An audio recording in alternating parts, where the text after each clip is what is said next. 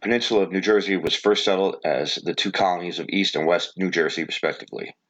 In these early days, one could say the border cut from the ocean to the Delaware River and was defined by an ancient pine forest, a tree line that demarked the extent of the Northern American glacier 10,000 years prior during the Ice Age.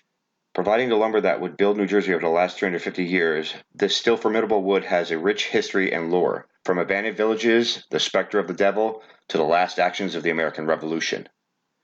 This brings us to the story of the infamous Loyalist Captain Bloody John Bacon and his band of pine robbers.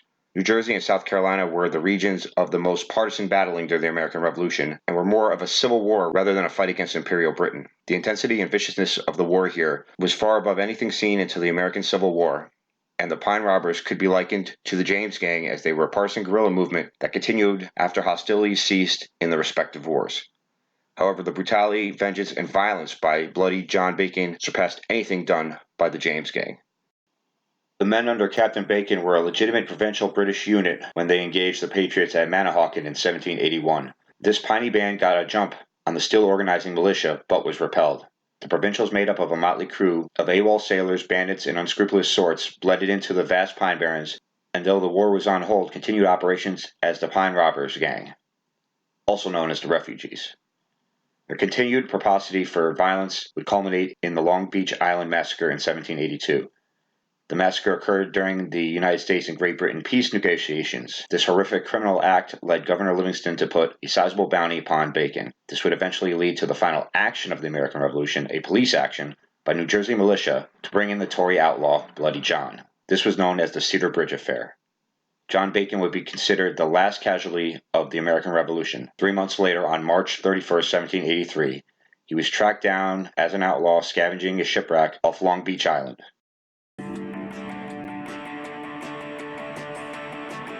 Quote, Pine robbers were loosely organized criminal gangs and marauders who were British sympathizers and loyalists during the American Revolutionary War, and used the Pine Barrens of New Jersey to wreak havoc in the area. The Pine Barrens created densely forested terrain where concealment of guerrilla and criminal activities could easily be carried out. So, unlike many Tories who feigned friendship by day and were enemies of the Patriots by night, the Pine robbers were disgruntled British sailors, local outlaws, and immoral opportunists. The Battle of Manahawkin.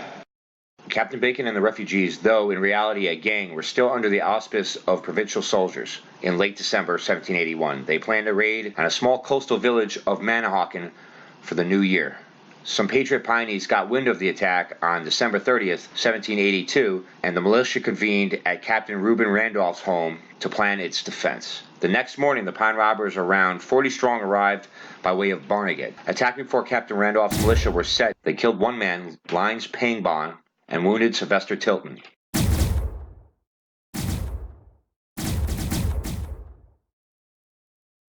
Randolph regained control of the situation and repelled the raid. Bloody John never intended to battle for the town, rather to plunder its residents.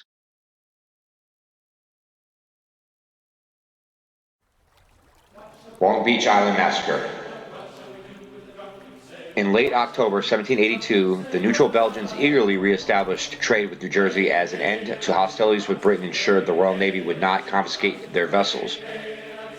A Belgian merchant vessel on its way to the Caribbean became stranded upon the shallow shoals of Barnegat Bay while coming into port to resupply and trade goods with the New Jerseyans. A Loyalist sympathizer joined a crew supervised by Privateer Captain Steelman of a rogue galley, Alligator, to offload the cargo from the Belgian cutter a little more than a half nautical mile from the inlet shore. After a hard day of labor offloading the laden ship, this sympathizer sought Bloody Bacon out, and at their evening clandestine meeting planned a raid to take control of the salvage operation and obtain its loot. The next night, exhausted, Captain Steelman and his men camped out on the beach. Unaware of the plot during the ceasefire, Captain Steelman's camp lay vulnerable. Bloody John and his refugees stealthily crept up, their steps muffled by the soft sand. Then the bandits killed all 20 men as they slept. The heinous act was condemned by Americans and British alike. The Pine robbers could no longer veil their illegal operations as Loyalists, but were now full-time outlaws. The Cedar Bridge Affair. The Cedar Bridge Affair, though considered the last battle of the American Revolution, in actuality was the final battle of the partisan civil war that raged in New Jersey. No longer Captain Bacon, as the British disavowed the scoundrel for leading the unsanctioned massacre on Long Beach Island, his band of cutthroat rogues were still at odds with the Patriots of the Pine Barrens. Patriot Captain Shreve, leading a contingent of Burlington militia, set out for Bacon and his men on Christmas Day, 1782. The New Jersey militia force consisted of light horse and infantry. These men were disciplined and well prepared. Unlike militia in many other colonies, these men had been at war for 8 years, with New Jersey being the front line of the fighting in the North. The refugees came upon the Patriots by chance when Captain Shreve and his men stopped at Cedar Bridge Tavern for rest. Bacon and his men were heading to the same watering hole and camped on a bluff across overlooking Cedar Bridge. Captain Shreve and his men would come to find that this particular tavern, though amicable to Patriots by day, had been a rendezvous for Tories at night. As the militia was at rest, Bacon and his cohorts barricaded the bridge. Now alerted, Shreve and his militia came upon Bacon's defenses. The refugees opened fire, wounding Shreve and 3 of his men. Undeterred, Captain Shreve ordered a full-scale assault. The Burlington force proved superior, wounding Bacon and 4 of his men, and was about to overtake the whole when the Burlington militia was attacked on its left flank. Unknown to the Patriots, the locals were Loyalist sympathizers. In the confusion, the injured Bacon and a handful of other criminals escaped. Remaining cool despite his wounds, Shreve took control of the engagement. His experienced militia didn't falter, with the front line holding down the pine robbers behind their defenses, while Burlington Light Horse forded the shallow waters, encircling almost the entire gang of refugees. This while simultaneously diverting some infantry to the left flank, quickly overrunning the locals who immediately surrendered.